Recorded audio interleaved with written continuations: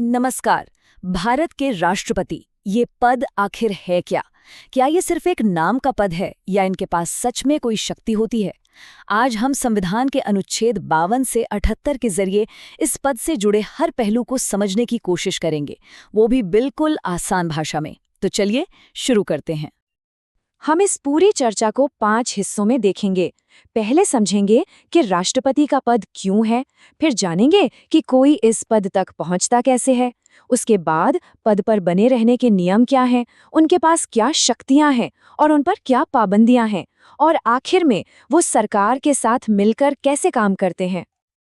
तो चलिए सबसे पहले और सबसे बुनियादी सवाल से शुरू करते हैं।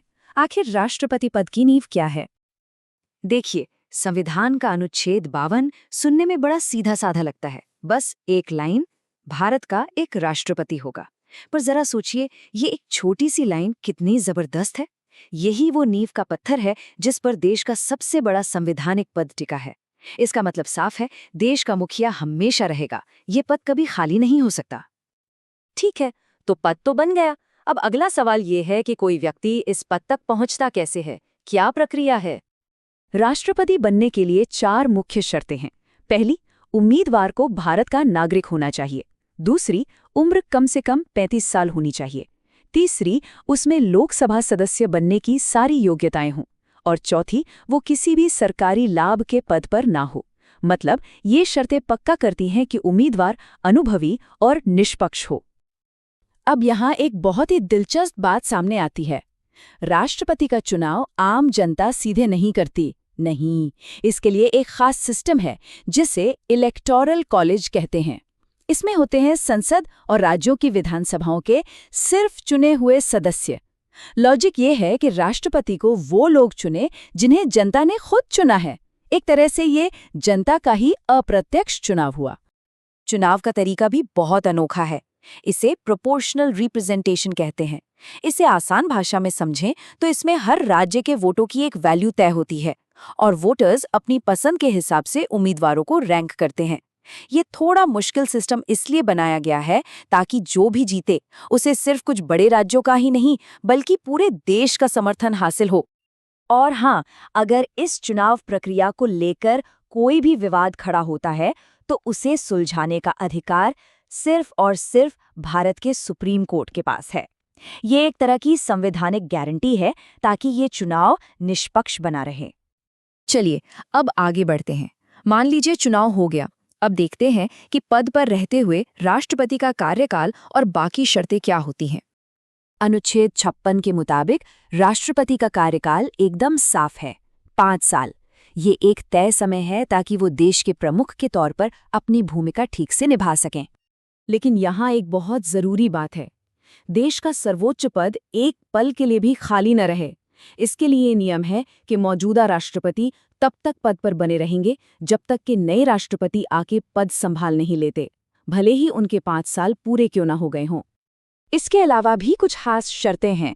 राष्ट्रपति भारत के चीफ जस्टिस के सामने शपथ लेते हैं।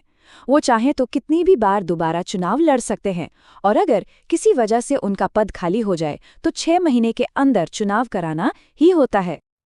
तो अब आते हैं इस विश्लेषण के सबसे मजेदार और जरूरी हिस्से पर।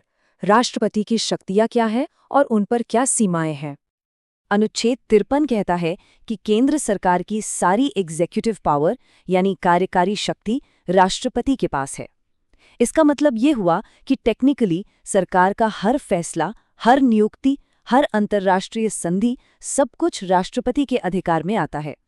वो सरकार के कामकाज के औपचारिक प्रमुख हैं। उनकी सबसे बड़ी शक्तियों में से एक है अनुच्छेद 72 के तहत मिली क्षमादान की शक्ति। राष्ट्रपति किसी भी अपराधी की सजा को माफ कर सकते हैं, कम कर सकते हैं या बदल सकते हैं, यहाँ तक कि मौत की सजा को भी। ये न्याय और दया के बीच संतुलन बनाने की एक बहुत बड़ी जिम्मेदारी है। तो अब ये सारी शक्तियां सुनकर एक बड़ा सवाल मन में आता है, क्या राष्ट्रपति इन शक्तियों का इस्तेमाल अपनी मनमर्जी से कर सकते हैं? इसका जवाब है बिल्कुल नहीं। और ये जवाब हमें मिलता है अनुच्छेद 74 में। ये साफ कहता है कि राष्ट्रपति को प्रधानमंत्री और उनकी कैबिनेट की सलाह पर ही काम करना होगा। और सबसे बड़ी बात, ये सलाह राष्ट्रपति के लिए बाध्यकारी है, मतलब कंपल्सरी है। यही वो सबसे बड़ी लगाम है जो संविधान राष्ट्रपति की शक्तियों पर लगाता है। और एक आखिरी और सबसे बड़ा चेक है महाभियोग यानी इम्पीचमेंट। अगर कभी राष्ट्रपति पर संविधान के उल्लंघन का गंभीर आरोप लगे तो संसद उन्हें अनुच्छेद 61 के तहत एक बहुत ही मुश्किल प्रक्रिया से हटा सकती है। इसके लिए दोनों सदनों में 2/3 जैसी भारी भरकम मेजॉरिटी चाहिए होती है, जो इसे लगभग नामुमकिन बना देती है। चलिए, अब आखिर में ये समझते हैं कि राष्ट्रपति और सरकार के बीच रिश्ता कैसा होता है, वो तालमेल कैसे बिठाते हैं। अनुच्छेद 77 के अनुसार सरकार जो भी काम करती है, जो भी कानून या आदेश निकालती है, वो सब औपचारिक तौर पर राष्ट्रपति के नाम पर ही किए जाते हैं। भले ही फैसला कैबिनेट का हो, पर उस पर आखिरी मुहर राष्ट्रपति की ही लगती है। राष्ट्रपति ही प्रधानमंत्री, मंत्री और अटॉर्नी जनरल जैसे सरकार के सबसे बड़े पदों पर नियुक्ति करते हैं। और यहाँ एक दिलचस्प चक्र बनता है। राष्ट्रपति जिन्हें नियुक्त करते हैं, वही कैबिनेट बाद में उन्हें सलाह देती है और फिर उसी सलाह को मानना राष्ट्रपति के लिए जरूरी हो जाता है। और ये तालमेल सिर्फ एक तरफा नहीं है। अनुच्छेद 78 प्रधानमंत्री की ये संवैधानिक ड्यूटी तय करता है कि वो सरकार के सभी बड़े फैसलों की जानकारी राष्ट्रपति को दें। इसे राष्ट्रपति का सूचना का अधिकार भी कह सकते हैं। तो इस पूरी चर्चा के बाद एक सवाल सामने आकर खड़ा होता है, क्या भारत के राष्ट्रपति सिर्फ एक रबर स्टैंप है, एक नाम मात्र के प्रमुख, या फिर वो संविधान के असली संरक्षक हैं?